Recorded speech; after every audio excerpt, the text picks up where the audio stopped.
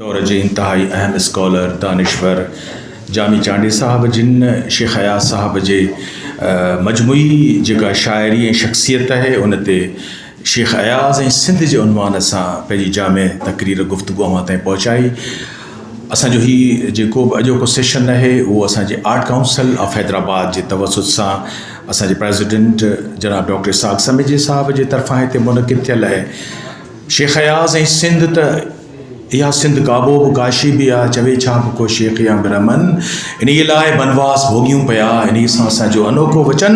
ऐं कॾहिं सिंध जी सींध मेरी न थिए, कॾहिं मूड़ तंहिंजा न मुरझाइजनि। ऐं थोराइतो आहियां डॉक्टर फयाज़ लतीफ़ साईं जिन जो अॼु असीं बिटशा में उते जेका यादगार कमेटी जे तरफ़ां वर्सीअ जी तक़रीब हुई उते मौजूदु हुआसीं। प्रोग्राम जी इब्तिदा डॉक्टर फयाज़ लतीफ़ साहब जेके इन्हनि खे एज़ाज़ हासिलु आहे त हुन शाह लतीफ़ जे इन पैरोकार शेख अयाज़ जे जमालियात ते पंहिंजी PhD जेका हिन वक़्त ताईं पहिरीं ऐं आख़िरी PhD आहे जेका शेख साहब जी शख्सियत शाइरीअ जे पस मंज़र में आहे। ऐं ॿियो जेको वॾो क्रेडिट आहे डॉक्टर फयाज़ जो आउं ज़रूरु करणु चाहींदुसि त डॉक्टर इसाक़ समेजे ऐं असां पहिरियों दफ़ो जॾहिं इसाक़ समेजो साहब इंस्टीट्यूट ऑफ सिंधोलॉजी जो डायरेक्टर थियो त असां गॾिजी हुनजे ख़ानदान खां हुनजी शेख अयाज़ जे नवादरात खे हासिलु कयो। हुन जा ख़ासि जेके शयूं आहिनि उन्हनि खे हुते असांजे इसाक़ समेजी साहब कॉर्नर क़ाइमु कयो। फयाज़ लतीफ़ साहब जो क्रेडिट इहो आहे त उन कॉर्नर जो इंट्रोडक्शन हुन लिखियो आहे जेको हाणे इंशाअल्लाह असांजे ई आवाज़ में सोशल मीडिया ताईं अवां ताईं पहुचंदो। ऐं असांजी अॼोकी सदारत जेका आहे तक़रीब जी ज़ाहिर त उन में तव्हां ॾिसंदो त जादू हाणे छा हलंदो। जॾहिं साईं सरदार अली शाह साहब तव्हांजे साम्हूं ईंदो त तव्हांखे पतो पवंदो त लफ़्ज़नि में जेको जादू आहे ऐं उनजो सहर आहे उहो छा आहे। छाकाणि त दौर हाज़िर में बेशक ॿियूं बि वॾियूं शख़्सियतूं आहिनि ऐं हिन वक़्तु कंहिंजो बि नालो नथो वठां पर असांजो शहनशाह बादशाह गुफ़्तार जो, छाकाणि त बैग ते मियो इनायत पे आहे, शाह लतीफ़ जो मुतालो आहे। ऐं वॾी ॻाल्हि त शेख अयाज़ उनखे हिफ़्ज़ आहे, असीं बि हाफ़िज़ आहियूं पर हू बि असांजे भिटाईअ जो वॾो हाफ़िज़ आहे। ऐं जामी जेका हिते नंढड़ी ॻाल्हि कई, जामी तव्हीं उन्हनि ख़ुशनसीब शख़्सियतुनि मां आहियो छाकाणि त हिते ताज जोयो वेठो आहे। ऐं सरदार शाह साईं असां आहियां त कुझु बि कोन, पर जेका मुंहिंजी हुजत आहे शेख अयाज़ सां, जेका मुंहिंजो प्यारु आहे शेख अयाज़ सां, मूंखे ख़बर न आहे त हुनखे मूं में छा ॾिठो हो। मुंहिंजे लाइ त हू देवता हो, हीअ सभु उन जे वेझा हुआ पर आउं तमामु वेझो हुउसि जो इन हद ताईं जो जॾहिं हू लहद में पियो लथो त हुनजो आवाज़ु आयो त मूंखे तूं पंहिंजे ॿाहुनि मां खण ऐं मूंखे हेठि लाइ। हुनजा फ़र्ज़ंद परे बीठा, हुनजा मदाह परे बीठा हुआ, आउं हेठि तुरबत में लथो आहियां। मुंहिंजे ॿाहुनि ते आउं त अली अली करे लाहींदुसि न हुनखे। ऐं शेख साहब मुंहिंजे ॿाहुनि सां किराड़ जे किनारे ते लथो आहे। पर जामी तव्हां फ़ख़ुरु कयो त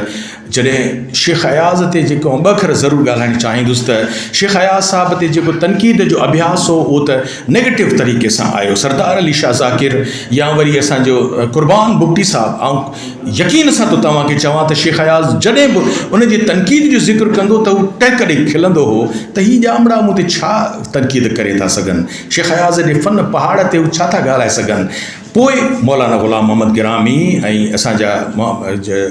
जेको रसूल बख्श पली जो साहबु ऐं उनजी वज़ाहत ॾींदड़ कलाम जी तरबियत खे अवां ताईं पहुचाइण वारो मोहम्मद इब्राहिम जोयो, उहे त हुनजा धुर हुया, उनजे हिसे जा हुया। पर पोएं दौर में जॾहिं असीं शेख साहब खे वेझा थियासीं त मूं ॾिठो त शेख अयाज़ जेके तनक़ीदी अभ्यास पंहिंजे नज़रियाती तज़लज़ुल जे करे, छाकाणि त शेख साहब जे हिकिड़े नज़रिए खां ॿिए नज़रिए खां पोइ हुनजी पछाड़ीअ वारो जेको तरीक़ो थियो ज़िंदगीअ जो नज़रियाती तरह सां, उन में हुनखे ॿिनि शख़्सियतुनि परेशान कयो जेके आउं हुनजो अखियुनि ॾिठो गवाह आहियां। छाकाणि त हुन मूंसां कचहरियूं कयूं आहिनि, मूं लिखियूं बि आहिनि हुनजो घणो हिसो, ऐं शेख साहब पंहिंजे पाण पढ़ियो बि आहे उहो। त शेख साहब ॾिठुमि त ॿिनि शख़्सियतुनि खां ॾाढो अवॉइड आहे, या उनखे थोरो ख़ौफ़ आहे, या हुनजा कन ॻाढ़ा आहिनि। हिकिड़ो त अमीर अली चांडियो साहब आहे जंहिं हुनजे तनक़ीदी अभ्यास जॾहिं लिखियो, पर आउं जॾहिं वियुसि त शेख साहब इबरत मैगज़ीन टाइप को रिसालो हो, उन में मूं ॾिठो त केरु ख़ुशनसीब आहे जंहिंखे एॾी गौर सां पढ़े पियो। ॾिठुमि त जामी चांडे साहब जो, शेख साहब जे नज़रियाती जेके फेर घेर उनजी लाइफ में आई हुई, एॾे त गौर सां हुनखे पढ़े पियो, एॾी त गौर सां पढ़े पियो, कन ॻाढ़ा पेशानीअ में गुंजन, त आउं बि लुॾी वियुसि। मूं ॾिठो त हीअ जामी चांडे के पढ़े पियो ऐं जामी तव्हां ख़ुशनसीब आहियो शेख साहब खे वक़्तु थोरी हो जो असांखे तव्हांखे एतिरो हू पढ़ो वर्ल्ड इंटरनेशनल जेका बि हुनजी हूंदी हुई मुताले जी जेका नोयत हूंदी हुई हू उन ताईं पहुतल हो ऐं जामी तव्हां ख़ुशनसीब हो त शेख साहब थोरो थोरो तव्हांखे डिॼण बि लॻो हो त ही मुंहिंजी स्टडी जेका आहे साले कीअं कंदो बिलाख़िर शेख साहब जो विसाल थियो त शेख साहब जे नसर ते तनक़ीदी अभ्यास जामी चांडे कयो शेख साहब जी शाइरी जो तनक़ीदी अभ्यास सिंधिका जे तरफ़ां ही किताब छपिया अॼु करायूं लहू लहू आहिनि पोइ बि ज़ंजीर निट टुटणो आहे अयाज़ जी आख़िर ताईं कमिटमेंट इहा ई हुई अॼु करायूं लहू लहू आहिनि पोइ बि ज़ंजीर नेठि टुटणो आहे बाबरी कंड ते बि था काहिनि पेर पंहिंजा त पंधु खुटणो आहे ही हुयो अयाज़ साहब जो आख़िर ताईं नज़रियो जंहिंजो हू अस्तर ऐं इस्तहकम ॾिठो ऐं हाणे असां पंहिंजे सदर महफ़िल न हलंदासीं मूं चयो त सरदार शाह केरु सॾाए सरदार शाह खे अला साईं जो रहमतूं आहिनि उनखे पंहिंजे बुज़ुर्गनि जूं दुआऊं आहिनि उनखे शाह लतीफ़ जी दुआ आहे उनखे शाह इनायत जी दुआ आहे उनखे शेख अयाज़ जी दुआ आहे जॾहिं कल्चर जो मिनिस्टर थियो त जेको बि तव्हां कल्चरल एक्टिविटीज़ ॾिसो था बेशक अदी ससी पलीजो साहिबा जो तमामु वॾी क़दो क़ामत आहे पर कल्चर डिपार्टमेंट खे हम असर आहिनि हिकु जहिड़नि महबूब शख़्सियतुनि शाइरनि उन्हनि सां गॾिजी पूरी सिंध खे जेको सुजाग करण वारी शख़्सियत आहे उहा असांजी सरदार अली शाह साहिबु आहे असांजी उन में तमामु वॾियूं उमेदूं आहिनि अॼु बि असीं अज़्म करे आयासीं त आर्ट काउंसिल डॉक्टर साहब समेजो ऐं सरदार शाह ऐं हिते गुफ़्तगू ख़त्मु थो करियां त असीं 2 मार्च ते इसाक़ असीं तइयो था करियूं ऐं सरदार शाह खां असीं छाकाणि त हीअ शख़्सियत आहे जेका उहा सभु कुझु करे सघे थी छो त अयाज़ हाणे अंग्रेज़ी में तर्जुमो थी चुको आहे अयाज़ हाणे पंजाबी में तर्जुमो थी चुको आहे अयाज़ उर्दू में तर्जुमो थी चुको आहे अयाज़ केतिरनि ई ॿियनि ॿोलियुनि में पश्तो में फ़ारसी ॿोलीअ में जॾहिं तर्जुमो थी चुको आहे त पोइ असांजी ख़्वाहिश आहे त असीं 2 मार्च इनशाअल्लाह सरदार शाह साईं जी सरबराहीअ में अॼु असीं हुनखे पको था करियूं त असीं हिकिड़ी इंटरनेशनल कॉन्फ्रेंस जंहिंमें सॼी पाकिस्तान जे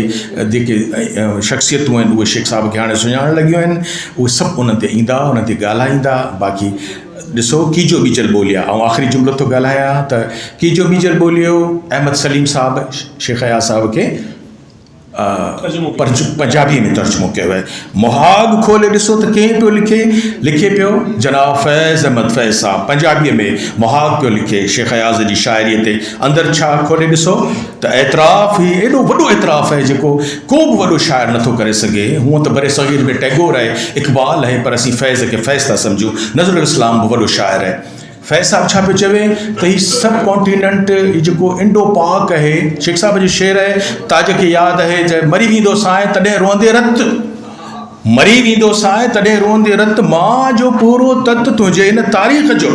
न को फैज़ अहमद फैज़ सॼी तारीख़ जो तत आहे न को नज़रुल इस्लाम तारीख़ जो तत आहे न को टैगोर तारीख़ जो तत आहे असांजी सॼे नंढे खंड जी तारीख़ जो तत आहे त या असांजो शेख अयाज़ आहे या पोइ फैज़ अहमद फैज़ आहे ऐं सरदार साईं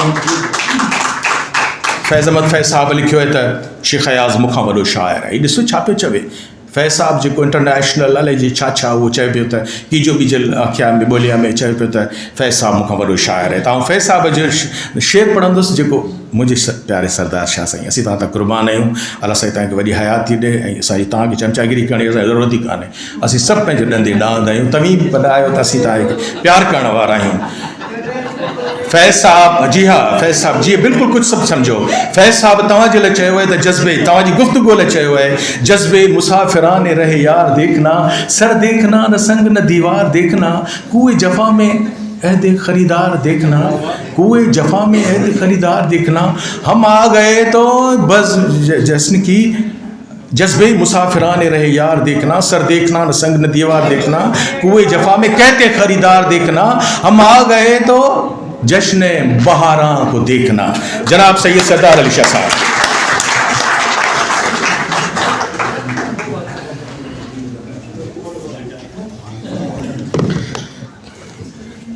हकीकत इहा आहे त